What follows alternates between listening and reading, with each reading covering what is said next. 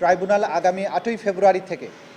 এই মামলার সাক্ষ্য গ্রহণ এবং ওপেনিং স্টেটমেন্টের জন্য দিন ধার্য করেছেন। অর্থাৎ 8ই ফেব্রুয়ারি 2026 তারিখেই প্রথম সাক্ষ্য গ্রহণ অনুষ্ঠিত হবে আমরা আশা করছি ইনশাআল্লাহ। এই মামলাটি হচ্ছে এমন একটি মামলা যে মামলাটির মাধ্যমে বাংলাদেশের গুমের যে ভয়াবহ সংস্কৃতি সেটির একটি উন্মোচন হবে, জাতির সামনে দৃশ্য উন্মোচিত হবে। এই মামলাটিতে আমরা এখন পর্যন্ত 104 জন মানুষকে গুমপূর্বক হত্যা করে দেশের বিভিন্ন স্থানে, প্রধানত গাজীপুরের একটা রাস্তায় এক রাতে মোট 4 জনকে, আর বাকি 100 জনের মতো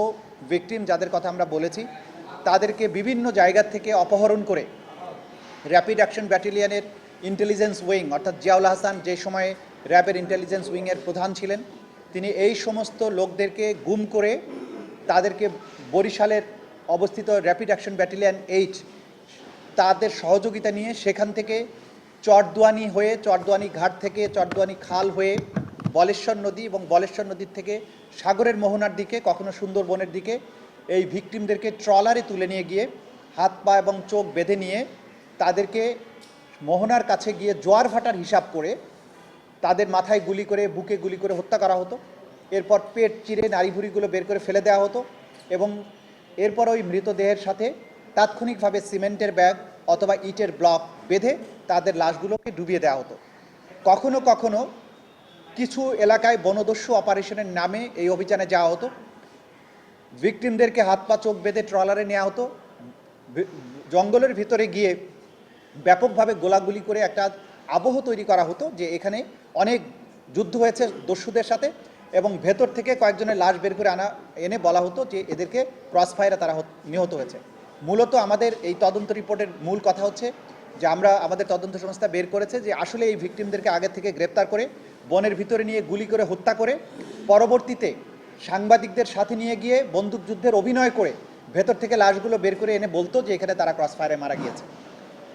এইভাবে ক্রস ফায়ারে মানুষ হত্যা এবং ট্রলারে করে গুমের শিকার লোকদেরকে সাগরে বা নদীতে নিয়ে গিয়ে এইভাবে নির্মমভাবে হত্যা করে তাদের লাশ যে গুম করে দেয়া, এইরকম 104 জনের ব্যাপারে এখন পর্যন্ত এই মামলায় অভিযোগ আনা হয়েছে। এই আসামির বিরুদ্ধে আরও অনেক গুমপূর্বক খুন এবং তাদের লাশ পেট কেটে নদীতে সাগরে ভাসিয়ে দেওয়ার আরও বেশ কিছু হত্যাকাণ্ডের বিবরণ তদন্তাধীন আছে, যেগুলো খুব সহসাই অভিযোগপত্র দাখিল হবে বলে আমরা আশা করছি। এই 104 জন কি হত্যা শিকার হয়েছে? না, 104 জন, কারণ হচ্ছে গাজীপুরের যে সজল সহ 3 জন, সজল এবং আরও 3 জন, এখানে মোট 4 জন। আর ওইখানে বরগুনাতে দুটো চার্জে 50-এর অধিক বলা হয়েছে, অজ্ঞাতনামা 50 এবং 50, ওখানে 100, সেই হিসাবে এখানে 104 জন হয়। সবাইকে গুমপূর্বক হত্যা, শুধু হত্যা না, তাদেরকে গুম করা হয়েছে, তারপরে একটা নির্দিষ্ট সময় গোপন বন্দিশালায় আটক রাখা হয়েছে, টর্চার করা হয়েছে, এরপরে তাদেরকে ঢাকা থেকে বা বিভিন্ন জায়গা থেকে বরিশালে নেওয়া হয়েছে, বরগুনাতে নেওয়া হয়েছে, তাদের চোখ পা হাত বেঁধে ট্রলারে উঠানো হয়েছে, তারপরে ট্রলার চালিয়ে সাগর বা নদীর মোহনায় গিয়ে যেখানে গিয়ে ফেললে লাশগুলো ভেসে আবার উজানে আসার কোনো আশঙ্কা নেই সেই রকম একটা জায়গায় নিয়ে গিয়ে তাদের মাথা এবং বুকে গুলি করা হয়েছে এবং কমান্ডো নাইফ দিয়ে পেট চিরে নাড়িভুড়ি ফেলে দেওয়া হয়েছে। এই অপারেশনটাকে তারা বলতো গেস্টাপো অপারেশন,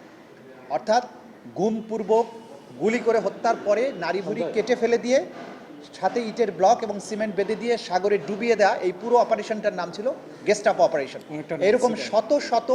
অপারেশন এই আসামি করেছেন, যার মধ্যে 104 জনের ব্যাপারে সোফার এই মামলাতে অভিযোগ দায়ের করা হয়েছে। বাকি অভিযোগগুলো এখনও তদন্তাধীন আছে, খুব সহসাই এই রিপোর্টগুলো দাখিল হবে।